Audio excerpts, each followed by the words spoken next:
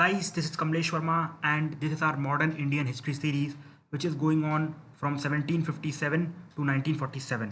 Okay, so आज की इस वीडियो में हम कवर करने वाले हैं इंडिया इन 18th सेंचुरी को. ठीक है, इंडिया इन 18th सेंचुरी में हम क्या क्या पढ़ने वाले हैं. और सबसे पहले तो हम जानते हैं कि हम इंडिया इन 18th सेंचुरी क्यों पढ़ेंगे. देखो, लास्ट 3 लेक्चर्स में मैंने आपको ये बताया कि किस तरीके से इंग्लिश ने अपने आप को सेटल डाउन किया इन इंडिया. ठीक है, कैसे इंडिया ने that means the east India company ने अपने आप को इंडिया में स्टैब्लिश किया. ठीक है, वो तो आपको समझ में आ गया कैसे उन्होंने यूरोपियन पावर को हराया. लेकिन क्या यूरोपियन पावर को हराना ही सब कुछ था? नहीं, बिकॉज इंडियन पावर्स भी काफ़ी स्ट्रॉन्ग थी. जैसे मराठास थे. ठीक है, मराठास के बाद अगर आप देखोगे बंगाल काफ़ी पावरफुल था उस टाइम पे, अलीवर्दी खान के आसपास. ठीक है, in the same way Awadh. ठीक है, these were very important states. Okay, Sikhs. Okay, Maharaja Ranjit Singh.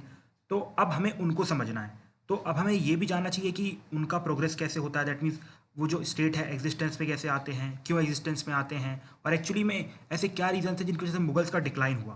ठीक है, जब मुगल्स का डिक्लाइन हुआ तभी तो ये सब स्टेट्स पावर में आए. तो हमें मुगल्स का डिक्लाइन भी जानना पड़ेगा, because without learning the Mughals decline you can not understand these regional states जिनके साथ ब्रिटिश एक्चुअली में फाइट करेंगे. ठीक है, देखो हमने बहुत ही आराम से 3 लेक्चर को पढ़ा है. मतलब 3 लेक्चर में हमने बहुत आराम से डिवीजन रखा है. देखो, सबसे पहले तो लेक्चर में हमने ये देखा कि किस तरीके से यूरोपियन ने स्टैब्लिश किया. मतलब यूरोप से बहुत सारे इन्वेडर्स आए. फॉर एग्जांपल ब्रिटिश आए. ब्रिटिश के बाद अगर आप देखो तो अपने पोर्चुगीज़ थे, डच थे, ये सब आए. फिर अल्टीमेटली जीत किसको मिली? इंग्लिश को. ठीक है, लेकिन अभी तक ये लोग स्टैब्लिश नहीं हुए इंडिया में. इनको स्टैब्लिश होने के लिए इनको जितने भी हैं इंडियन रूलर्स को हराना पड़ेगा. ठीक है, जितने भी इंडियन रूलर्स हैं उनको हराना पड़ेगा. जैसे फॉर एग्जांपल अवध को, बंगाल को, इन सबको हराना पड़ेगा. तो अब ये इंडियन रूलर्स कहाँ से आए? मुगल एम्पायर कहाँ गायब हो गया? तो अब हम इस सेकंड लेक्चर में ये देखेंगे कि मुगल एम्पायर कहाँ गायब हो गया, क्यों गायब हो गया, कैसे गायब हो गया.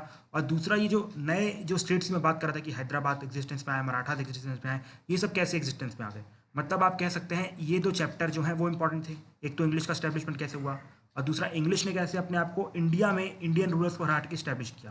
तो उनकी जो बीच की लिंक है ये इंडिया इन 18th सेंचुरी. मतलब हमें ये 100 साल का इतिहास जानना पड़ेगा कि कैसे बदलाव आए. ठीक है, तो ये हम इस लेक्चर में समझेंगे. मतलब अगर आप देखें तो इससे क्वेश्चन यूजुअली मुश्किल से अगर प्रीलिम्स में आएंगे तो एक से दो क्वेश्चन आ सकते हैं. पिछले 4 साल में इस पोर्शन से मुश्किल से एक क्वेश्चन देखा गया है मेरे हिसाब से, जितना मैंने एनालाइज किया है. ठीक है, बट इट इज़ बेस.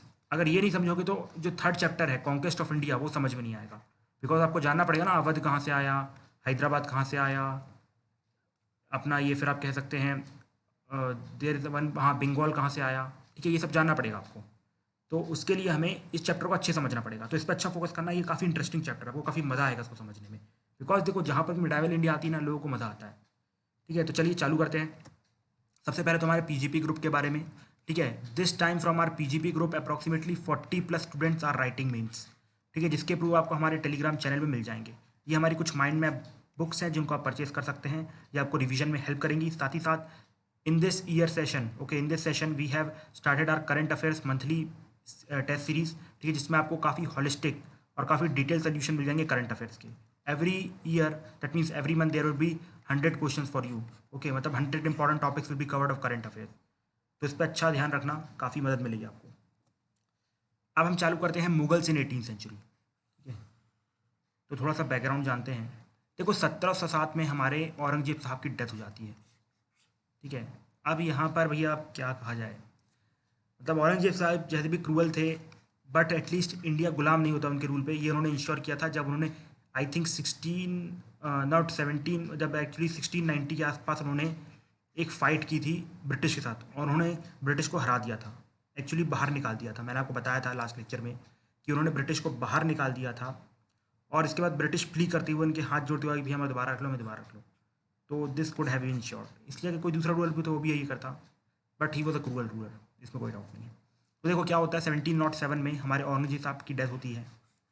उसके बाद एक वॉर ऑफ सक्सेशन चालू होता है. वॉर ऑफ सक्सेशन मतलब ये कि अब जितने भी बेटे हैं राजा के वो लड़ेंगे थ्रोन के लिए, और जो जीतेगा he will be the real ruler.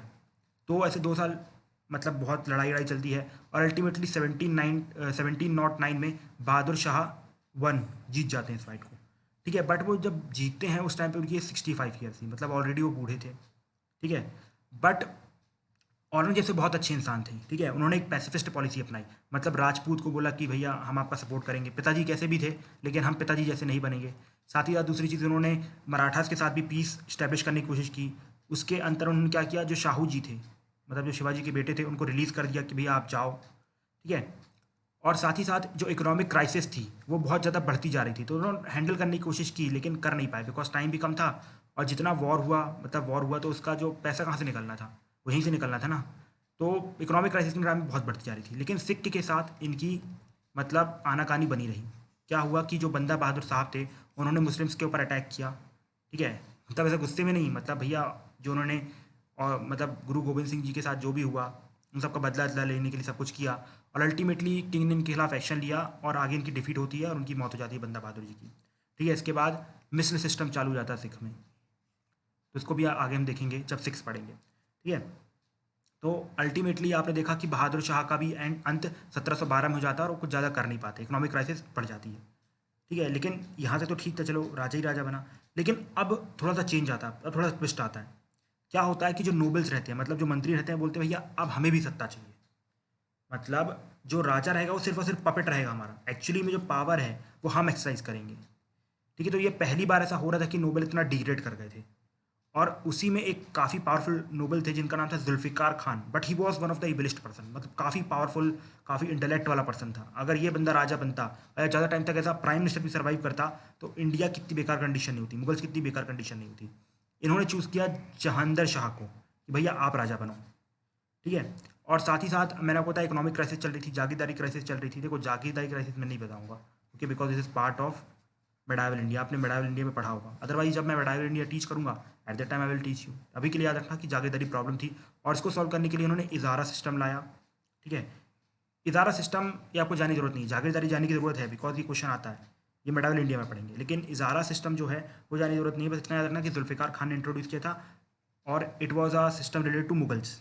इतना ही पूछेगा, इजारा के बारे में नहीं पूछेगा इजारा क्या है, ठीक है। तो इजारा सिस्टम इंट्रोड्यूस किया था जागीरदारी क्राइसिस को हैंडल करने के लिए। साथ ही साथ इन्होंने जजिया जो था, ठीक है, उसको एबॉलिश कर दिया था। Jizya I think you must be knowing कि जो भी मुस्लिम्स होते हैं, मतलब जो मुस्लिम रूलर होते हैं, जैसे कि फॉर एग्जांपल औरंगजेब था, तो ये लोग क्या करते हैं, दैट मीन्स देखो आप सिंपल सी वजह, मुगल ने इंडिया पे अटैक किया, कब्जा किया, तो इट बिकेम इस्लामिक स्टेट, ठीक है। तो इनकी शरिया के हिसाब से सिर्फ और सिर्फ जो मुस्लिम को प्रोटेक्शन मिलनी चाहिए उनके इस्लामिक स्टेट में, लेकिन हिंदूज भी रह रहे थे, ठीक है। तो इनको प्रोटेक्शन करने का हम अलग से चार्ज लेंगे, तो उस चार्ज को जजिया कहा जाता है। ये नॉन टेक्निकल टर्म्स में है, आई थिंक आप समझ चुके हैं कि जजिया क्या होता है, ठीक है। बट फिर भी जो जुल्फ़िकार खान को था उनको मार दिया गया, ठीक है। मतलब सैयद ब्रदर उसमें खुश नहीं थे बिकॉज उनके हाथ में पावर नहीं थी, और फाइनली इनको मार दिया गया।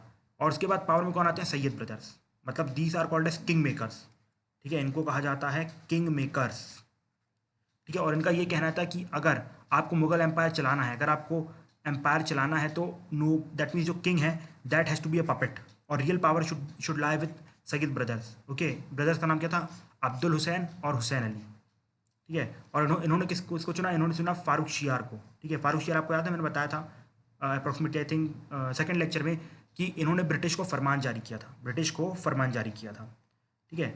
अब ये सैयद ब्रदर भी जुल्फ़िकार खान की तरह काफ़ी केपेबल थे, ऐसी बात नहीं है कि ये इनकेपेबल थे, एक्चुअली राजा इनकेपेबल थे। मतलब बहादुर शाह वन के बाद जितने भी राजा है सब इनकेपेबल थे। अगर आप जहांगीर शाह की बात करो, फारूक शियार की बात करो, ये भी काफ़ी इनकेपेबल टाइप का बंदा था। जैसे सैयद ब्रदर, ये काफ़ी रिलीजियस इनटॉलरेंट थे, मतलब sorry not intolerant, they were religiously tolerant, ठीक है। मतलब जो सारे चाहते थे कि सारे रिलीजन इंडिया में सुखी समृद्धि से रहेंगे, मतलब सर्वधर्म संभवा वाली जो विवेकानंद की फिलॉसफी है उस पर बिलीव करते थे, ठीक है। इसके बाद इसको प्रोपोगेट आगे किसने किया मॉडर्न इंडिया में, महात्मा गांधी ने, ठीक है। विवेकानंद की जो फिलॉसफी थी सर्वधर्म संभवा, तो इन्होंने क्या किया, पिलग्रिमेज टैक्स जो लगता था हिंदुओं के ऊपर उनको अबॉलिश कर दिया।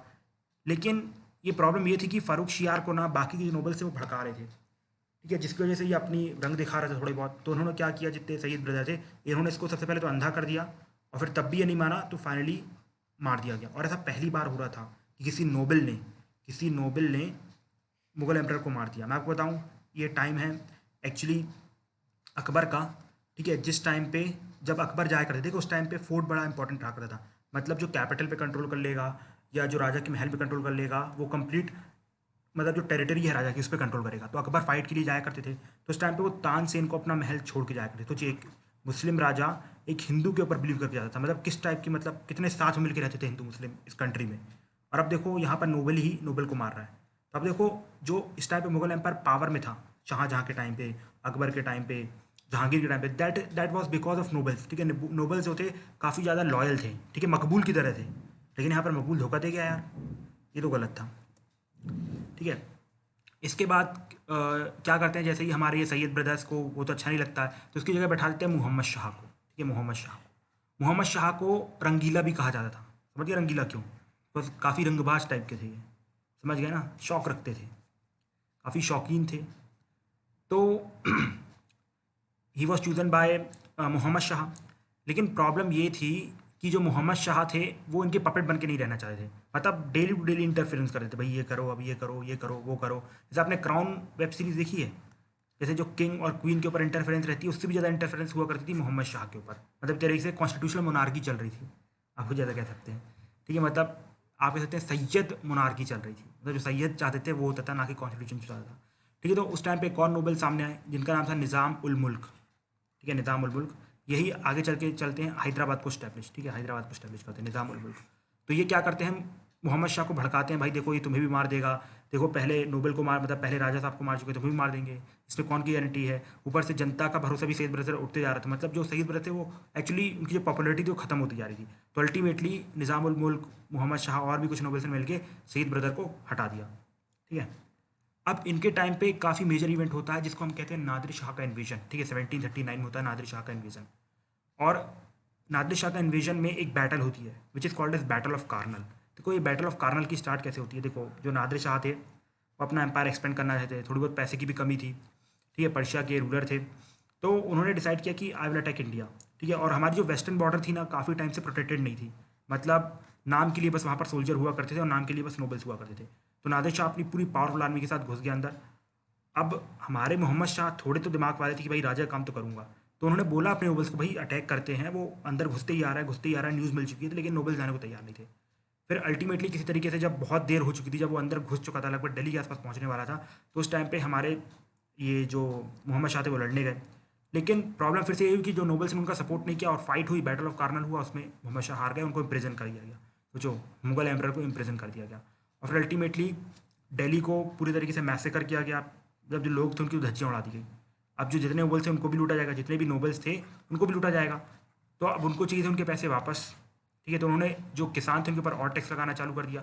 तो किसानों की हालत यहाँ से ख़राब होना चालू हो जाती, मतलब पहले भी ख़राब थी, या बिकॉज हमारे यहाँ जो इनकम इनक्वालिटी थी बहुत ज़्यादा थी, बट फिर भी इससे तो अच्छी थी नादिर शाह के इन्वेजन से पहले। नादिर शाह का इन्वेजन होता है और तब से ये जो पीपल जो मतलब जो नोबल्स रहते हैं अपनी इनकम को दोबारा इक्वलाइज करने के लिए जो जितनी पहले थी उसको हड़पने के लिए दोबारा किसानों से टैक्स ज़्यादा वसूलने लगते हैं, तो किसानों की हालत भी और ख़राब हो जाती है।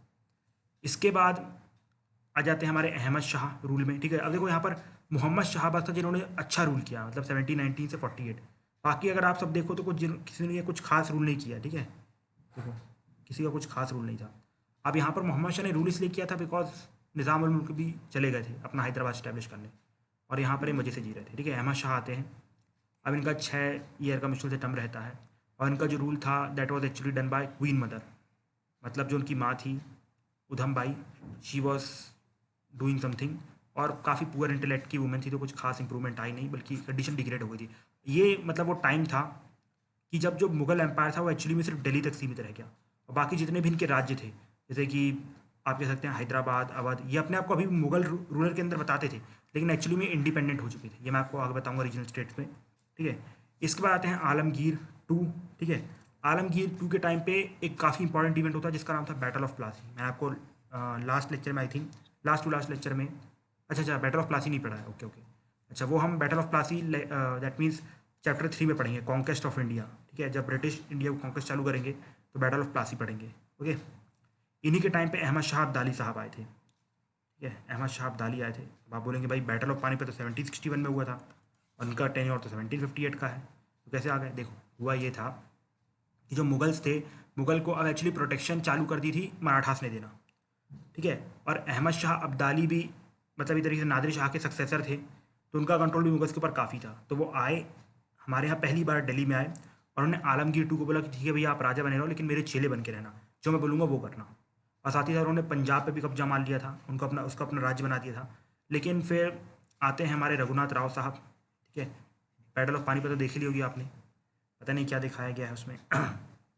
तो रघुनाथ राव आते हैं, वो पंजाब को दोबारा कैप्चर कर लेते हैं, यहाँ पर अपनी दोबारा धाक जमाते हैं और फिर चले जाते हैं। फिर अल्टीमेटली 1761 में, ठीक है, मतलब शाह आलम टू के टाइम पे थर्ड बैटल ऑफ पानीपत होता है, ठीक है। उस टाइम पे दोबारा अब्दाली आता है और मराठास को हराता है थर्ड बैटल ऑफ पानीपत में, ठीक है। और साथ ही साथ उसी टाइम पे होता है बैटल ऑफ बक्सर, आपको पता है इनके टेनर में होता है बैटल ऑफ बक्सर, जो कि मैं आपको next that means conquest of India में पढ़ाऊंगा डिटेल में, डोंट वरी। और साथ ही साथ ट्रिटी ऑफ इलाहाबाद होती है, मतलब बैटल ऑफ बक्सर जैसे ही खत्म हो जाता है तो इसको जो पीस ट्रिटी रहती है उसका नाम था ट्रिटी ऑफ इलाहाबाद, तो वो भी मैं आपको कॉन्क्वेस्ट ऑफ इंडिया में पढ़ाऊंगा। इसके बाद आते हैं अकबर टू 1806 से, ओके यहाँ गलत हो गया, ठीक है, 1896 से 57, ओके यहाँ पर थोड़ी डेट गलत हो गई है, okay I have to confirm the date, okay I will let you know, अभी इसके लिए काट दो, मैं अगले लेक्चर में आई विल कन्फर्म है, ठीक है, यहाँ ये टाइपिंग मिस्टेक हो गई है। सो क्या हुआ, अकबर आते हैं, अकबर टू पावर में आते हैं। और अकबर टू इंपॉर्टेंट क्यों है, बिकॉज इन्हीं के टाइम पे, ठीक है, इन्हीं के टाइम पे आई थिंक इट वॉज 18 हाँ 1833 या कुछ रहता है टाइम, तो उस टाइम आई थिंक 1833 का टाइम, जिस टाइम पे क्या हुआ था, मुगल एम्परर के नाम पे जो कॉइन्स थे उनके ऊपर प्रिंटिंग होना बंद हो गई थी। मतलब 1833 तक मुगल्स के नाम पे कॉइन चलते थे इंडिया पे, ठीक है, मतलब ब्रिटिश इंडिया के नाम पे भी चल रहे थे, मतलब ईस्ट इंडिया कंपनी के नाम पे, लेकिन जो मेजर है लोग एक्सेप्ट करते थे मुगल्स के कॉइन को। लेकिन इसके बाद ब्रिटिश ने बंद करवा दिया, ठीक है, अब मतलब किसी भी एम्परर के नाम पे कॉइन्स इशू नहीं किए जाएंगे। इसके बाद राजा राम मोहन को जो राजा का टाइटल दिया था वो भी अकबर टू ने दिया था। इसके बाद अल्टीमेटली लास्ट रूलर आते हैं, वो थे हमारे बहादुर शाह टू। बहादुर शाह टू का रोल आप सब जानते हैं, बहादुर शाह टू ने 1857 के रिवॉल्ट में पार्ट लिया था। He was the de facto ruler, ठीक है, de facto ruler of the revolt of 1857। 1857 में जो क्रांति खत्म हो जाती है उसके बाद उनको कैप्चर कर लिया जाता है, रंगून भेज दिया जाता है, जो कि that is in Burma, that is Myanmar, और वहाँ पर उनकी मौत हो जाती है, ठीक है, मतलब नेचुरल डेथ होती है, ऐसा नहीं कि मार दिया जाता है। तो हमने ये पढ़ा कि मुगल्स का कैसे डिक्लाइन हुआ, ठीक है, हमने ध्यान से समझने की कोशिश की कि मुगल्स जो कि 1707 में औरंगजेब की डेथ के बाद कैसे डिक्लाइन करते गए। तो आपने देखा कि मुगल्स यहाँ पर डिक्लाइन कर गए। अब ये तो हो गई कुछ प्रीलिम्स के हिसाब से या कुछ स्टोरी के फॉर्म में। अब एक्चुअली में एक्चुअल रीज़न क्या थे जिनकी वजह से इनका डिक्लाइन हुआ, जो कि वो मेंस में आपसे पूछेगा। सबसे पहला तो वीक सक्सेसर, अभी तक हमने क्या डिस्कस किया, वीक सक्सेसर डिस्कस किया ना, जैसे कि मोहम्मद शाह थे, अकबर टू थे, ये सब वीक सक्सेसर थे, एक दो का एग्जाम्पल डाल देना, हो गया काम। इसके बाद absence of definite law of succession. Law of succession पता है ना, जैसे कि मान लो अगर ऐसे प्रेजेंट में लॉ ऑफ सक्सेशन क्या है कि अगर पिताजी की डेथ होती है तो जो प्रॉपर्टी है उसमें बेटी का बेटे का दोनों का इक्वल हक होगा, क्या होगा, इक्वल हक होगा। लेकिन पहले ऐसा नहीं था, ओके। जो जीतेगा, मतलब कोई सक्सेशन तो है ना कि जैसे मान लो कि अगर ये मर गया तो राज्य है आधा आधा बांट दिया जाएगा, या फिर जो बड़ा बेटा होगा वो ले लेगा या छोटा बेटा होगा वो ले लेगा, ऐसा कुछ नहीं था वहाँ पर। तो साथ में लड़ने लगते थे, ठीक है, क्योंकि कोई ऐसा लॉ नहीं था। जैसे अगर आप सपोज करो कि अगर मैं ये एक लॉ हटा दूँ, ये जो लॉ है कि पिता की प्रॉपर्टी में सारे बच्चों का इक्वल हक होता है, ये हटा दूँ मैं, ठीक है, तो क्या होगा, सब बच्चे बाद में लड़ने लगेंगे, भाई पिता की प्रॉपर्टी मुझे मिलनी चाहिए, मैंने उनकी ज़्यादा सेवा की है, मैं उनके ज़्यादा क्लोज था। तो सेम यहाँ पर हो रहा था, कोई लॉ ऑफ सक्सेशन था नहीं, सब लोग लड़ने लगते थे। जैसे ही लड़ने लगते थे तो बहुत पैसा खर्च हो जाता था, मैंने आपको बताया बहादुर शाह के टाइम पे कितना पैसा खर्च हुआ, ठीक है। इसके बाद Aurangzeb, he was a main reason, okay, he was the main reason for decline of Mughals. उनकी रिलीजियस पॉलिसी बहुत ही क्रूअल थी, जजिया इम्पोज करना और पता नहीं क्या क्या करते थे। इसके बाद डेक्कन पॉलिसी, आपको पता है ना, मराठास के साथ पंगा ले लिया था, तो धज्जियाँ उड़ा दी मराठास मुगल्स की, ये तो भैया फैक्ट है, इसको कोई डिनाई नहीं कर सकता। इसके बाद D generation of rulers and nobles, मैंने बताया कि नोबल्स भी, मतलब जो पहले वफादार हुआ करते थे अब उनकी वफादारी ख़त्म हो गई, मकबूल की तरह हो गए। लेकिन मकबूल के पास तो रीज़न था, उनके पास उनकी माँ का रीज़न था, यहाँ पर उनके पास पैसों का रीज़न था, एंड बाप बड़ा ना भैया, सबसे बड़ा रुपया। इसके बाद एक्सटर्नल इन्वेजन हुआ, मैंने बताया कि अहमद शाह अब्दाली का इन्वेजन हुआ, नादिर शाह का इन्वेजन हुआ, तो आप यहाँ कोट कर सकते हैं एग्जाम्पल। इसके बाद एडवेंट ऑफ यूरोपियन, ऑलरेडी हम डिस्कस कर चुके हैं लास्ट लेक्चर में कि कैसे यूरोपियंस ने मुगल्स को वीक करते गए, उनके पास कुछ नेवी नहीं थी हमारे मुगल्स के पास, ठीक है। इसके बाद इकोनॉमिक रीजन में आपको तो जागीरदारी crisis, I will not explain it, okay, because ये मेडाइवल का पार्ट है, इसको एक्सप्लेन करने बैठूंगा तो बड़ा टाइम लग जाएगा, बट फिर भी medieval I will take it जब मैं एक्सप्लेन कर दूंगा। अच्छा, एक्सटर्नल इन्वेजन फिर से आ गया, तो ये नहीं होगा, ठीक है। तो these were the reason for the downfall of Mughals, ठीक है। अब जैसे ही इसका इम्पैक्ट क्या हुआ, ठीक है, अब मुगल्स थे, जब उनका डाउनफॉल हो गया तो उसका इम्पैक्ट क्या पड़ेगा। इम्पैक्ट सिंपल सी बात है, जब भी यहाँ पर आप मान लो पावर कोई रखता है अपने पास, ठीक है, अब जैसे किसी के यहाँ पावर खत्म होगी, मतलब वॉइड बनेगा, गड्ढा बनेगा, तो उसको फिलअप करने के लिए बहुत सारे लोग पावर को कैप्चर करने आ जाएंगे। तो यही हुआ। क्या हुआ, जैसे ही मुगल्स का डाउनफॉल हुआ तो तीन टाइप के स्टेट्स इमर्ज होके आए। एक थे सक्सेसर स्टेट, दूसरे थे इंडिपेंडेंट स्टेट, तीसरे थे न्यू स्टेट्स। न्यू स्टेट से चालू करते हैं। न्यू स्टेट जो कि मतलब उनका मुगल से कुछ लेना देना नहीं था, बस उनका एकदम से राइज हो गया, ठीक है, बिकॉज उनके रिलीजन थे या एक कम्युनिटी ऐसा राइज होने लगे, जैसे कि फॉर एग्जाम्पल मराठा, ठीक है, मराठा का जो मेन मतलब रीजन था राइज का, वो था उनका रिलीजन, ठीक है। तुकाराम जैसे लोगों ने, मतलब जितने भी उनके बड़े बड़े मतलब तुकाराम संत जो लोग थे, उन लोगों ने काफ़ी उनको मोटिवेट किया, ठीक है। उनकी जोग्राफी ऐसी थी कि वो लोग काफ़ी हार्श बन के निकले, काफ़ी हार्ड वॉरियर निकले। तो एक तरीके से मराठा का राइज हुआ। सेम सिक्स का भी ऐसी था, ठीक है, मतलब बेमतलब को फोर्स किया गया कि भैया हम हथियार हाथ में ले। जब हथियार हाथ में ले लिए, मिस्र बन गई, तो महाराजा रणजीत सिंह ने अपने लिए एक सिख किंगडम की फॉर्मेशन की। सेम जाट्स का भी ऐसी था, अफगान्स का भी ऐसी था। मतलब इनका कुछ मुगल से खास लेना देना नहीं था, मतलब मुगल से फाइट थी, बट इनका राइज विदाउट मुगल्स हो रहा था। लेकिन अगर वहीं पर अगर आप देखो सक्सेसर स्टेट और इंडिपेंडेंट स्टेट, ठीक है, successor state, independent state, successor state मतलब हैदराबाद, बंगाल, अवध, मैंने आपको बताया कि they actually considered themselves as part of Mughal. देखो क्या हुआ कि जैसे ही मुगल एम्पायर का डिक्लाइन होना चालू हो गया, इन लोगों को पता चल गया कि भाई अब मुगल एम्पायर में कोई खास ताकत नहीं है, लेकिन जो उनके प्रोविंस है उसमें बहुत ताकत है, तो हम वहाँ जाके उनके गवर्नर बन जाते हैं। लेकिन अभी भी जो कमांड थी वो मुगल्स की थी। याद रखना, अभी भी जो कमांड थी वो मुगल्स की थी। मतलब अभी भी लोग मानते थे भले राजा कमज़ोर हो गया, लेकिन राजा तो राजा होता है, ठीक है, ऐसा मानना था। तो ये जितने भी लोग गए यहाँ से, जैसे कि अपने ये कौन थे, निज़ाम उल मुल्क असफ झा, ये सब लोग गए, उन्होंने बताया कि भैया हम मुगल्स के ही रूलर हैं, उनके ही नाम पे रूल कर रहे हैं, लेकिन हम अपना इंडिपेंडेंट रूल कर रहे हैं, because Mughals are not powerful, ठीक है।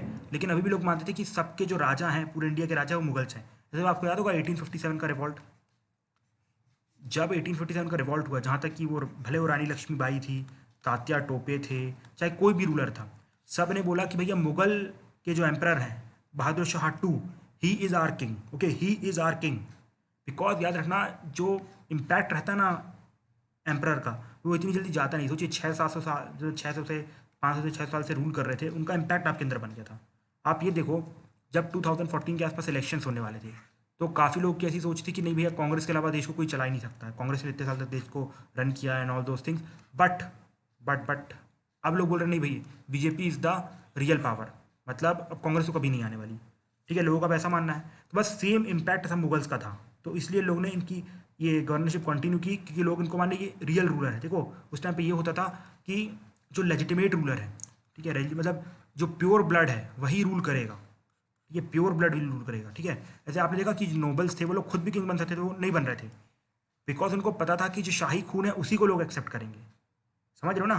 जैसे कि अगर मान लो अगर कोई ऐसे राहुल गांधी जी हैं, वो बोले कि नहीं भाई मैंने तो, मेरे पिताजी लोगों ने इतने साल राज किया यहाँ पर, अब मुझे गद्दी दे दो, लेकिन आप उन्हें बिना इलेक्शन के गद्दी नहीं देंगे, बिकॉज वो लेजिटिमेट रूलर नहीं है। सेम लेजिटिमेसी प्रूव करने के लिए आपको अपना खून बताना पड़ता था कि I belong to the blue blood family, ठीक है, जब आप रूलर बनोगे। तो इसलिए उन्होंने मुगल्स का नाम नहीं हटाया। मतलब एक तरीके से अगर आप देखो तो थ्योरी में कि मुगल्स पूरे इंडिया में तभी भी राज कर रहे थे, लेकिन एक्चुअली में वो दिल्ली में आ गए थे, यहाँ पर उनके नाम पे कोई और रूल कर रहा था, लेकिन वो अपने आप को मुगल का राजा मानते थे, भले उनको ना ट्रिब्यूट दे देते ना उनके सामने झुकते थे, ठीक है। तो ये थे सक्सेसर स्टेट के बाद कुछ इंडिपेंडेंट स्टेट भी आ गए थे, मैसूर, केरला, राजपूत स्टेट्स, ठीक है, which was under Sawai Jai Singh, ठीक है। तो न्यू स्टेट समझ में आ गया, सक्सेसर स्टेट समझ में आ गया। इसमें से इंपॉर्टेंट देखो कौन कौन से, मैसूर है, हैदराबाद है, बंगाल है, अवध है, सिख्स हैं, मराठा हैं, ठीक है, ये सब इंपॉर्टेंट है। इन सबको हम डिटेल में डिस्कस करेंगे अगले लेक्चर में। साथ ही हम ये भी देखेंगे कि उनकी कंडीशंस क्या थी, मतलब कैसी उनके सामने एजुकेशन बढ़ रही थी, कैसी उनकी सोशल पॉलिसीज़ थी, ये सभी अच्छे से डिस्कस करेंगे। और अगले लेक्चर में इसको कंप्लीट करने की पूरी पूरी कोशिश करेंगे, एंड आई होप कि 25 से 30 मिनट में कंप्लीट हो जाएगा। और इसके बाद हम चैप्टर नंबर 3 चालू करेंगे, जिसमें हम जानेंगे कॉन्क्वेस्ट ऑफ इंडिया, कैसे ब्रिटिश ने, that is east India company ने, जो इंडियन राजाओं को हराया, ठीक है। और समझ रहे हो लिंक की ज़रूरत क्यों है। अगर मैं आपको ये नहीं समझाता कि रीजनल स्टेट कहाँ से आए और कौन कौन से रीजनल स्टेट है, तो आपको चैप्टर नंबर 3 समझ में नहीं आता। इसलिए इसको लिंक बनानी थी, भले इससे क्वेश्चन नहीं आएंगे, बट ये बेसिक के लिए है, लिंक के लिए, ठीक है। तो आज के लेक्चर में इतने ही रहते हैं, और मिलेंगे अगले लेक्चर में और इन्जॉयमेंट के साथ और इन्जॉयफुल लेक्चर के साथ। Till that time, thank you and nice friends.